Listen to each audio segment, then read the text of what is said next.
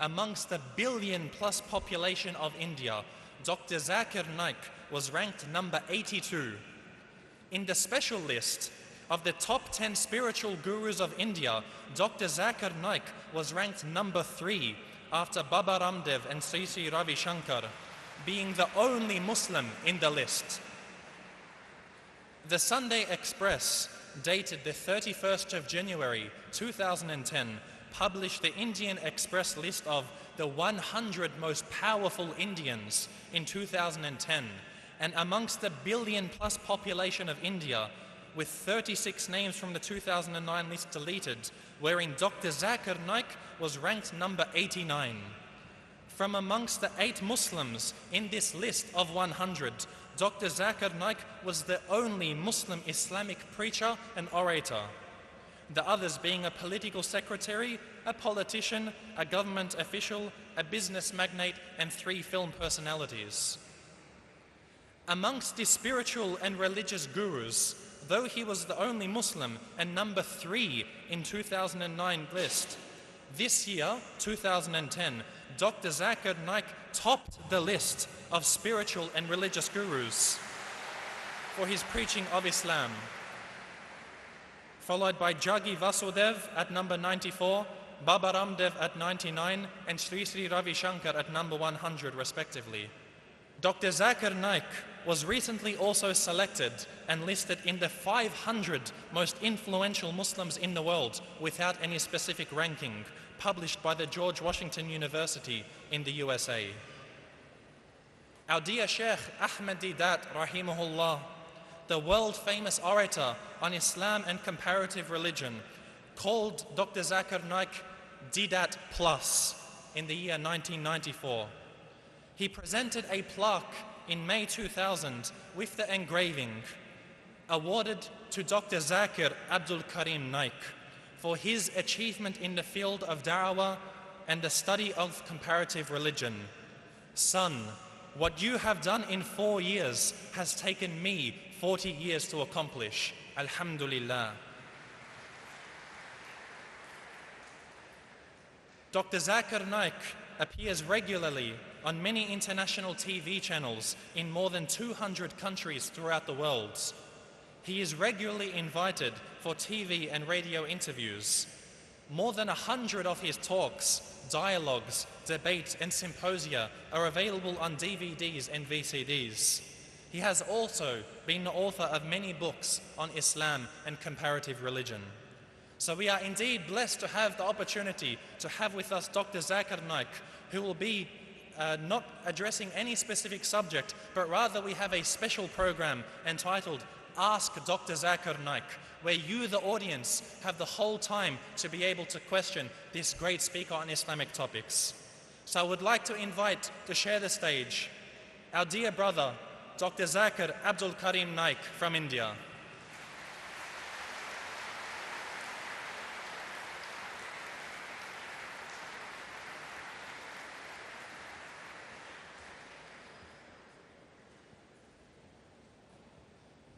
Alhamdulillah. Wassalatu wassalam ala Rasulillah wa ala alihi wa sahbihi ajmain. Amma ba'd. A'udhu billahi minash shaitanir rajim. Bismillahir rahmanir rahim. Udu ila sabili rabbika bil hikma wal mau'izatil hasana wajadil billati ahsan. Rabbi shrah li sadri wa yassir li amri wahlul 'uqdatam min lisani yafqahu qawli. My respected elders and my dear brothers and sisters, I welcome all of you with the Islamic greetings. Assalamu alaikum wa rahmatullahi wa barakatuh. May peace, mercy, and blessings of Allah subhanahu wa ta'ala be on all of you.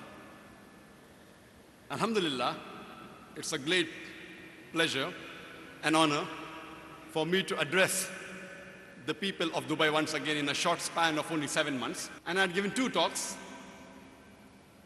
The first talk I gave was on dawah and destruction. And the second talk was on the topic of misconceptions about Islam. And I gave a speech of approximately 1.5 hours, which was followed by question and answer session for about 4 hours. It was one of my longest programs in any part of the world. But due to the length of the program, I had to cut short my speech of misconceptions about Islam where I said that there are 20 most common questions. And I was only able to give the reply to 13 most common misconceptions. Alhamdulillah, it's a pleasure and honor for me to be invited for the Dubai International Peace Convention and to speak in the final concluding session.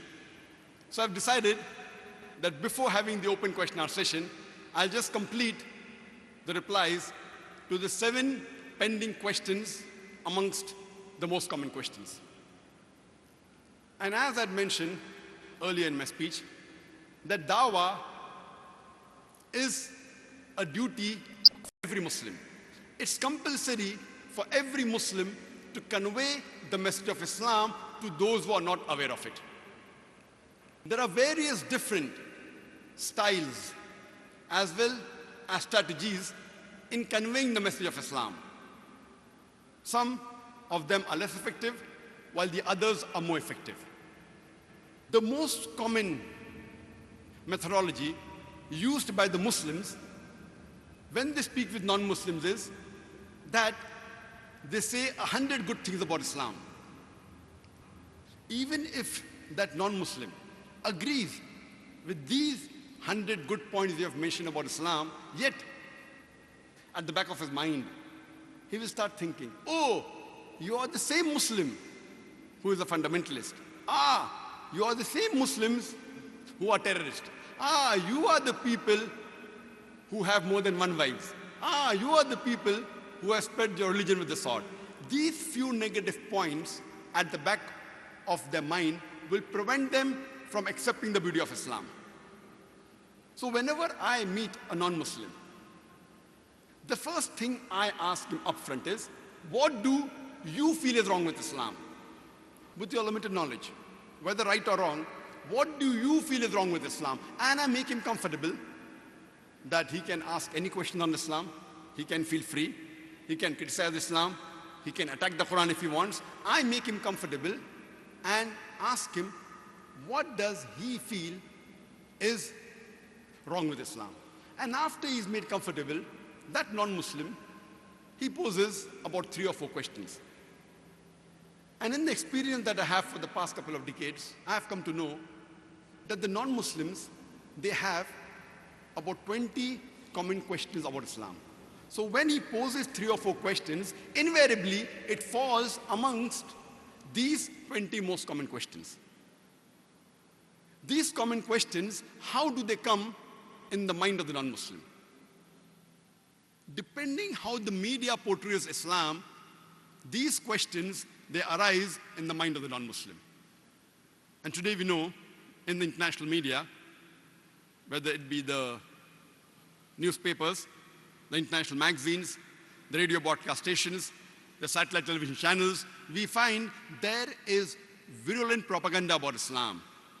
We find that the media is spreading misconceptions about Islam. And depending on how they portray Islam, these 20 common questions arise in the minds of the non-Muslim. The 20 questions we have today, a couple of decades earlier, they were different. Maybe a couple of decades later, they will change.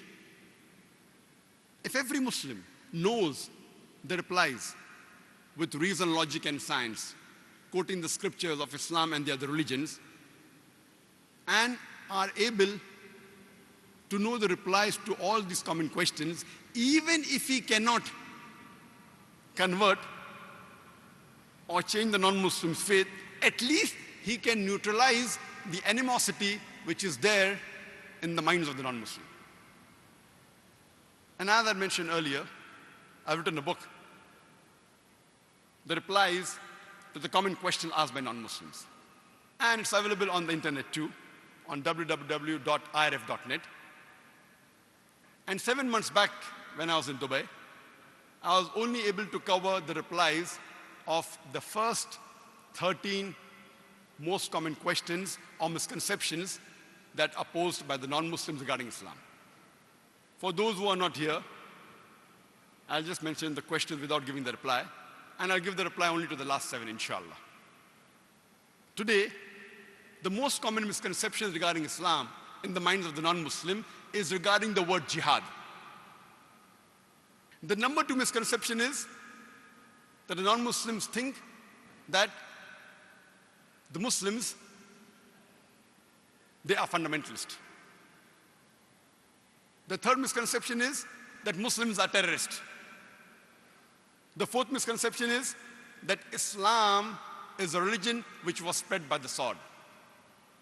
The fifth most common question is that why does Islam allow a man to marry more than one woman? Why is polygamy or polygyny allowed in Islam? The sixth most common question is that if Islam allows a man to have more than one wife, then why does not Islam allow a woman to have more than one husband? The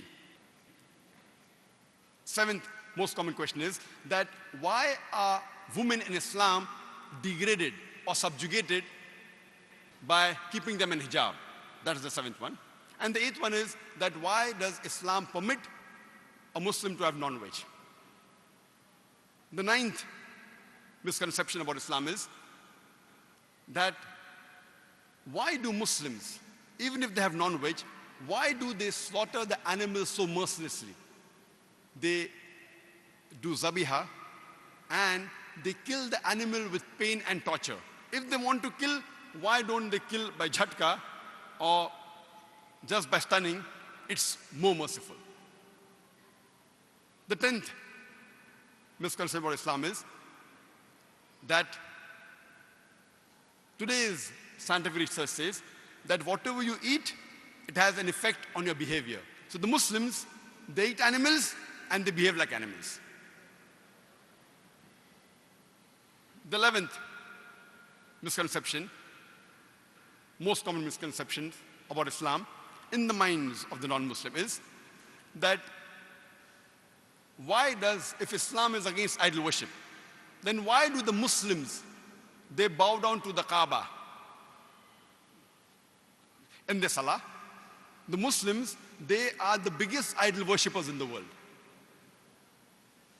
The 12th most common question is that if Islam is a universal religion, then why doesn't Islam permit a non-Muslim to enter into the two holy cities, that is Makkah and Medina?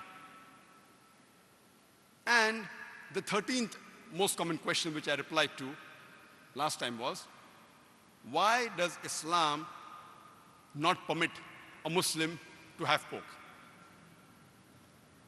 And in a span of 1.5 hours, I was only able to complete the replies to 13 most common questions or misconceptions about Islam. Inshallah, in the next half an hour, 45 minutes, I will try and give the replies to the balance 7 most common questions or misconceptions about Islam. The 14th most common questions, amongst the most common questions asked by the non-Muslim is that why does Islam prohibit a Muslim to drink alcohol? Why are intoxicants prohibited for the Muslims? Why is alcohol prohibited?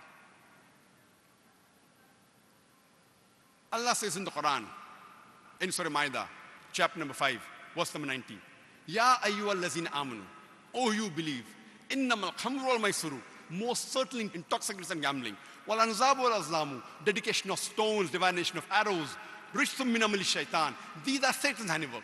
Fashtanibu lalakum tuflihun, abstain from this handiwork that you may prosper. This verse of the Quran from Surah Ma'idah, chapter number 5, verse number 90 says that intoxicants and gambling, dedication of stones, divination of arrows, all these are Satan's handiwork. Abstain from it that you may prosper. So based on this verse of the Quran, the Muslims as a whole, they abstain from drinking alcohol. The same message is also repeated in the Bible, in the book of Proverbs, chapter number 20, verse number 1, which says that wine is a mocker. Strong drink is raging, and whoever has it is deceived. The Bible says in the book of Ephesians, chapter number 5, verse number 18, that do not be drunk with wine. So if you read the Bible, and if you believe in the Bible, even the Christians, according to the commandments of the Bible, they are supposed to abstain from drinking alcohol. The same message is even repeated in the Hindu scriptures. Alcohol has been prohibited in the Hindu scriptures in several places. In Manusmriti, chapter number 5, verse number 225 to 228, and is prohibited in several places even in the Vedas. Let's try and understand the logical reasons. Why has Allah subhanahu wa ta'ala, our creator, prohibited the Muslims from having alcohol? Today science tells us that every human being, he has an inhibitory center. This inhibitory center, it inhibits a human being from doing things which are wrong. For example, the human beings know that using abusive language is incorrect, especially when we speak to elders or to our parents. If we have to go for the call of nature, we will not do it in the public. We'll go to the restroom. Our inhibitory center prevents us from doing it in public because we know it is wrong. But when a person is intoxicated, his inhibitory center is inhibited. That is the reason we see that a person who is intoxicated, he uses abusive language. He even abuses the elders and many a time even his parents, because his inhibitory center is inhibited. We find many a times that those who are intoxicated, they urinate in their own clothes. They do it in public. We find many a times that these people who are intoxicated, they can't even walk properly. They can't even talk properly. They can't behave properly because their inhibitory center is inhibited. Furthermore, today scientific research tells us that when a person is intoxicated, he does many things which are prohibited. According to the statistics of the FBI report of the 1990, in the Department of Justice, Criminal Victimization Survey Bureau of US, it says that every year, in the year 1990, on average, 1,756 rapes took place, on average, every day. And the report said that the majority, more than 50% of the rapes that were committed when the person was intoxicated. Today research tells us that in America, approximately 8% of the Americans, they do incest. Incest means having sexual relationship, mother with son, daughter with father, brother with sister, having sexual relationship with the close relatives. 8%, every 12th or 13th American you meet, according to statistics, it says he has committed incest. And the survey says majority of them, either one or both of them, they were in a state of intoxication. Today scientific research says one of the major associated cause of the most deadly disease today, AIDS, is alcohol. But normally when we meet many people who have alcohol, they say, no, I'm only a social drinker. My father is only a social drinker. Social drinker means the person has only 1 or 2 peg.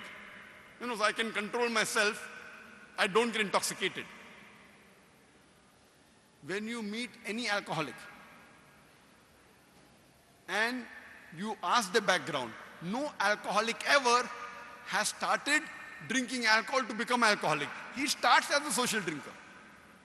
And later on, he becomes alcoholic. I challenge to show me a single social drinker who has been drinking for several years and has never got intoxicated at least once in his lifetime. Even if you ask a social drinker, if you do a survey, even if he's for a couple of years a social drinker, sometime or the other, he may have got intoxicated.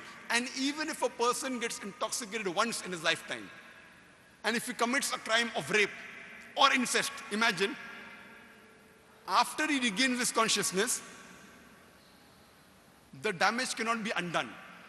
Neither to the victim, neither to the person who has done it. It's an irreparable loss. Imagine if in the state of intoxication, the person has committed rape or committed incest, the person cannot forgive himself. That's the reason our beloved Prophet Muhammad sallallahu alaihi wasallam said. It's mentioned in the Sahih Hadith of Sunan ibn Majah, volume number 3, in the book of intoxication, chapter number 30, hadith number 3872. The beloved Prophet said that alcohol is the mother of all evils. It is the most shameless evil. Our beloved Prophet said, it's mentioned in Sunan ibn Majah, volume number 3, in the book of intoxication, chapter number 30, hadith number 3391. Our beloved Prophet ﷺ said that anything which intoxicates you in large quantity is even prohibited in small quantity. No excuse for a nip or a tot. Our beloved Prophet ﷺ also said, it's mentioned in Sunan ibn Majah, volume number 3, in the book of intoxication, chapter number 30, hadith number 3380. Our beloved Prophet said that all 10 categories of people who deal with alcohol are cursed by Allah subhanahu wa ta'ala. The person who distills alcohol, the person who has it distilled by someone, the person who distills for someone, the person who drinks it, the person who transports it, the person for whom it is transported, the person who serves it, the person who sells it, the person who utilizes the money of the sale of alcohol, the person who buys it, the person who buys it for someone else. All these 10 categories of people who deal with alcohol, our beloved Prophet said, the curse of Allah is on them. But today, my colleagues, that is the medical doctors, they have a different approach. What they say, that alcohol, it is not addiction. They say that alcoholism is a disease. And they say that we have to be sympathetic towards the alcoholic. The new technology, new ways. No, we have to, as the sick person, like how someone is sick, you have to visit him and you have to solace, show kindness to him. So today's medical doctors, they say that alcoholism is a disease, as though you have to be, you have to pray for them, poor man is sick. You have to be sympathetic towards him. And I reply to them. And in one of my messages that comes on the Peace TV, and I always repeat it, that if alcoholism is a disease, it is the only disease that is sold in bottles. It is the only disease that is advertised in the newspapers, in the magazines, on the radio broadcast stations, on the television channels. It is the only disease that has a licensed outlet for sale. It is the only disease that gets a revenue for many governments of the world. It is the only disease that brings violence, death on the highway. It is the only disease that destroys families. It is the only disease that or germ as its cause. Allah subhanahu wa ta'ala, our creator, says and gives the reply in Surah Ma'idah, chapter number 5, verse number 90. Rijsun min shaitan, it is a Satan's handiwork. Fashtanibu lalakum tuflihun. Abstain from this